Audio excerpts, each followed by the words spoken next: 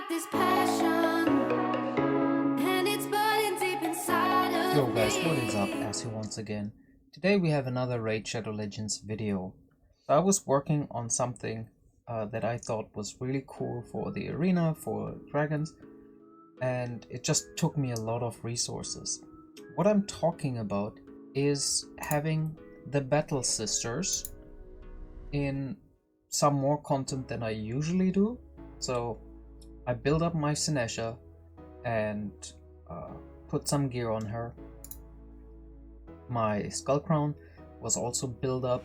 She's still missing a proper banner, but for now this is good.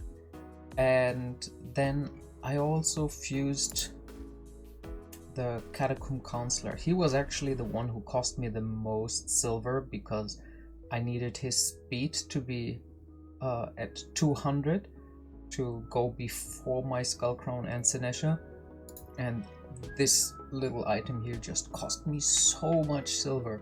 I think 4 million in total to just upgrade it, and I just put any speed gear on him that I didn't need on any other characters.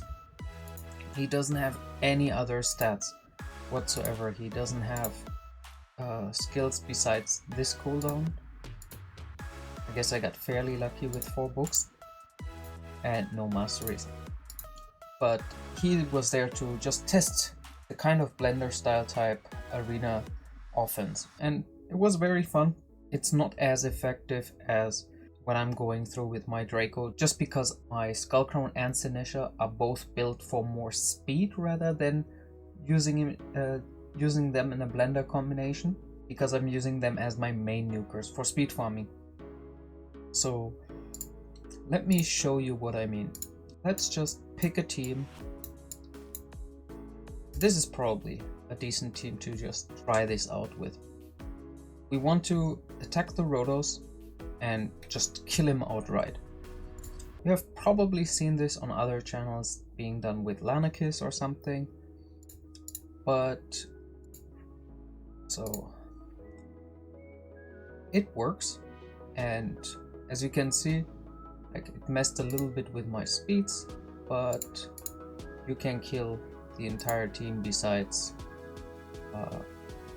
Valkyrie, because she was just too tanky. And I will show you a similar approach, but instead of using the team attack, doing it with Draco move. God, this thing is tanky. I hate it.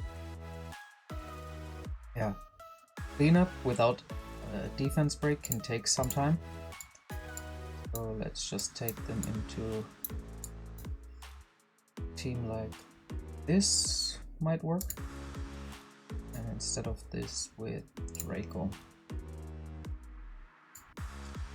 I still don't fully understand why my Sinesha sometimes goes before my my Skullcrown, although everything should line up correctly. So this would be like the non-blender style. Longbeard might just be a little bit too tanky for me, but because I have a defense break, at some point I might get it done correctly. So there are multiple approaches. What I think is definitely nice is this sort of combination between the two sisters. It works really well, even survivable in some sort, due to Skullcrown's passive and her but now she's dead. Oh, she's not dead yet. Due to Skullcrown's passive and her fourth like secret skill when Sinesha's on the board to get automatically revived. This is something that also triggers if you fight against a Rotos. So as far as I know, this is one of the only skills that still bring your champion back when they technically couldn't be revived. Because it's not a typical revive in the sense that you cast it. I don't know if the same would apply to somebody like Brachus. So what I'm talking about is From Beyond. Revives this champion with 30% HP. So Rotos will attack Skullcrown, kill her, and this passive triggers her unkillable, and then it revives. I think Rotos cannot do both at the same time. Like there must be some weird proc that happens. Or it might be because the Rotoses I fought with have War Master, and when War Master is procced, then one of those doesn't trigger. But I think it's because it's two passives. I have no idea if that's the case. So you saw the little arena showcase, that was fun. And then for dungeons, like with a team like this, this is just full damage to clear it in 30 odd seconds. But you could replace this guy with anybody who removes a buff, then just full damage. With that team, I think I can farm every of those keeps in a couple of seconds-ish, under a minute. Then Ice Golems, the team that I'm gonna show you, will not be able to do Ice Golems. It's just too much damage. Fire Knights, they don't have enough multi-hits. Spiders, mid-game, yes, until stage 15, maybe even 16, they would do it. But further than that, you don't have enough control.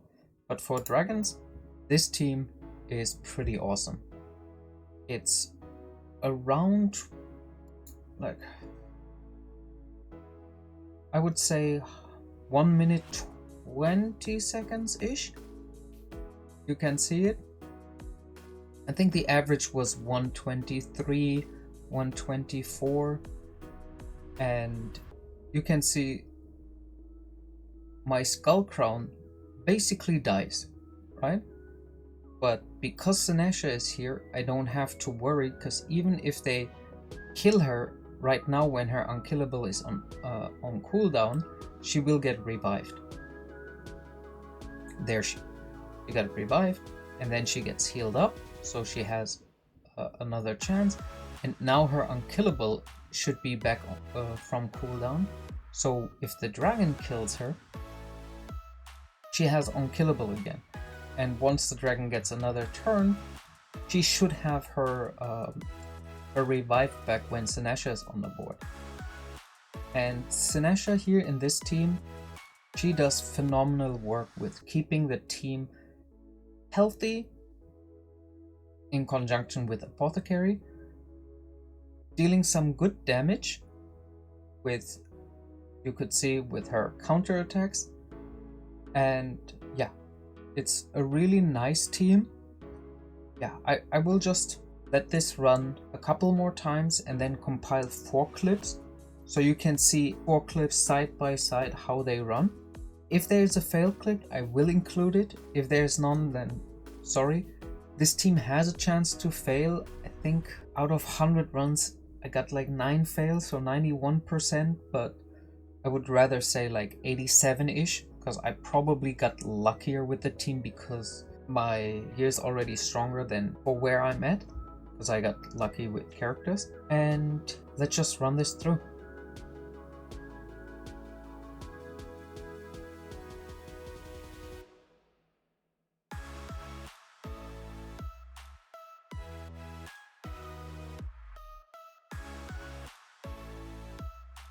Right now in both of the right hand side clips Apothecary dies. This should give you an indicator that he is not really necessary to be part of this team.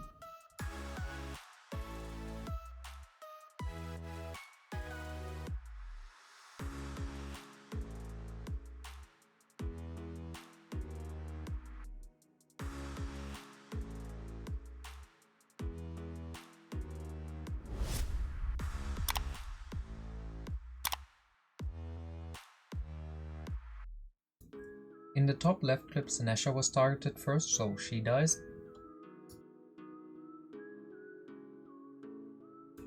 And in the bottom left clip, Skullcrown actually dies, and this is due to her not having the full cooldown on her second passive. But as you can see, it doesn't really matter because she is only there to basically clear up to the dragon. Yeah, so that was already it. And as you can see, I got really lucky and had 4 of the different scenarios that I wanted to show.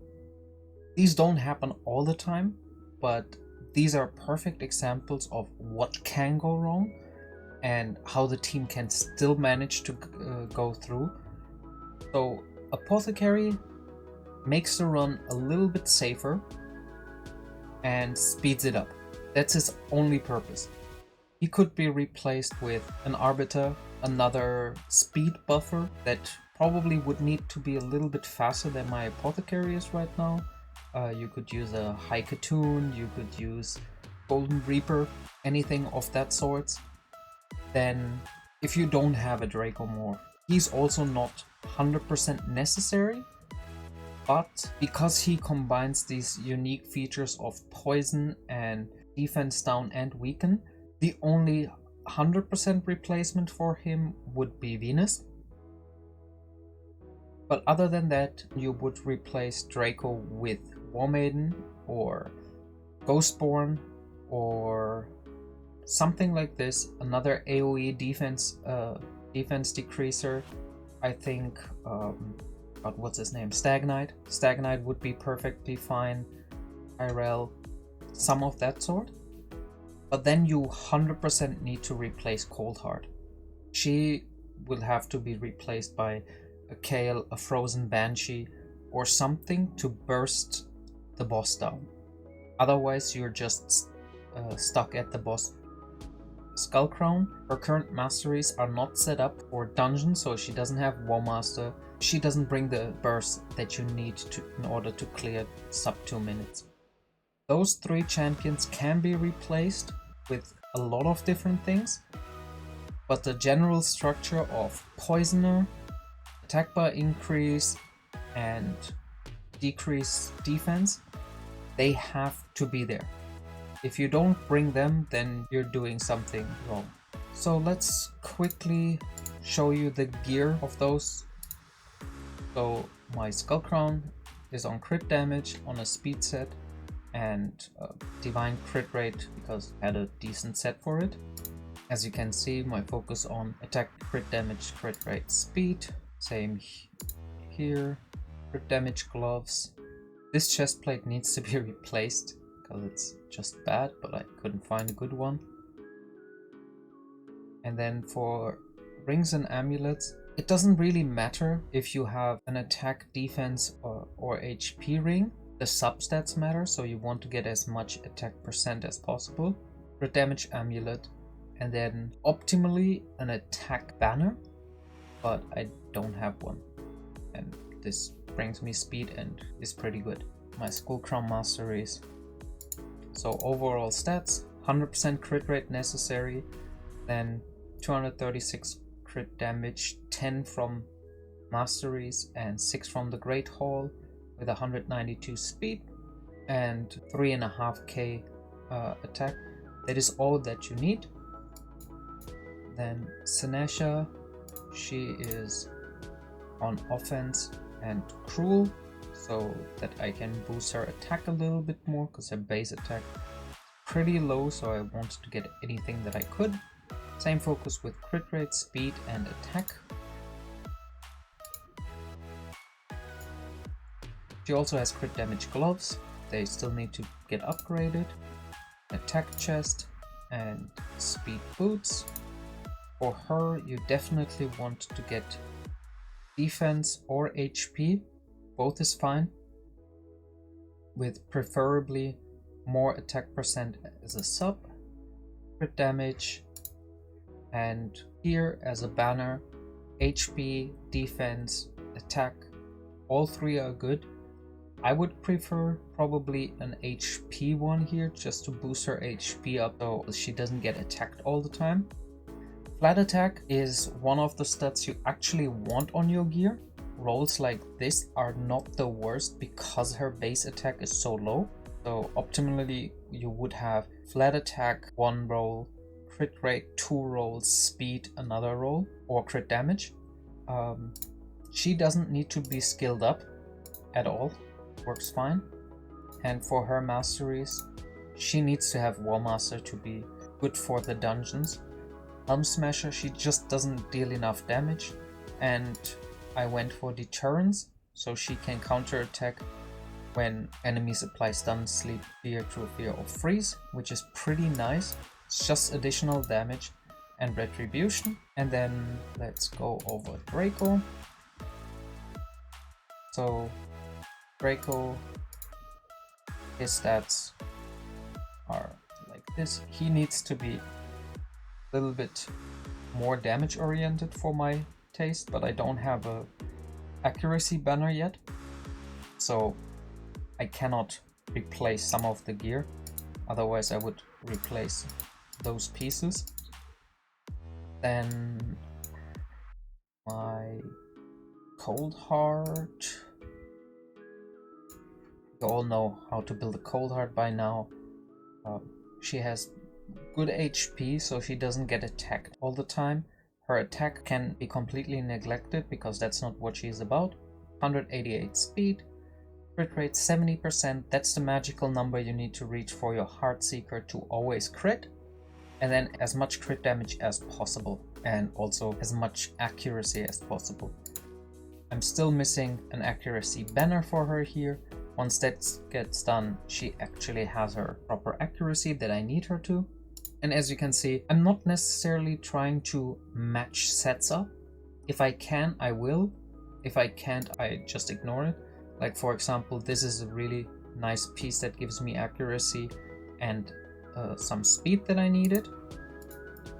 And this too, accuracy, crit rate with HP. The rest of the gear is all very similar, with this being one of my nicest pieces. Cold Heart Masteries. These are currently for dungeon setup. And lastly, Apothecary. These are his stats. Obviously, if you can make Apothecary faster, do it. I ended up having more crit on him, so the heal for more. And yeah, Apothecary, mastery wise, he doesn't have the last mastery set. I would go for, I think Giant Slayer works better because of his A1, but I'm not entirely sure. Either War Master or Giant Slayer. That's about it. That's what I wanted to showcase. I hope you enjoyed it. If you have those two characters in combination, Sinesha and Skullcrown, they are tons of fun. They really work well as a team together, with Sinesha boosting Skullcrown's innate survivability. They just make runs a lot of fun. As mentioned before, this team is not set in place. You have replacement chances. You just need to work out what the proper values are. Lastly, let's quickly check my Great Hall. It's still in the building up phase, where I currently work on crit damage for both Skullcrown and Sinesha, while still working on my accuracy for the rest of the champions. So my first priority will be in this accuracy, and then once in a while I will pump values into crit damage for Void first, because it benefits more characters, and then just get the rest up. As you can see, attack is the lowest out of all of them, because attack just doesn't benefit the majority of characters. I really hope you enjoyed it. If you have any questions, let me know. If you enjoyed this content, consider subscribing. It would help me out a lot. I will see you in the next video, and until then, peace out.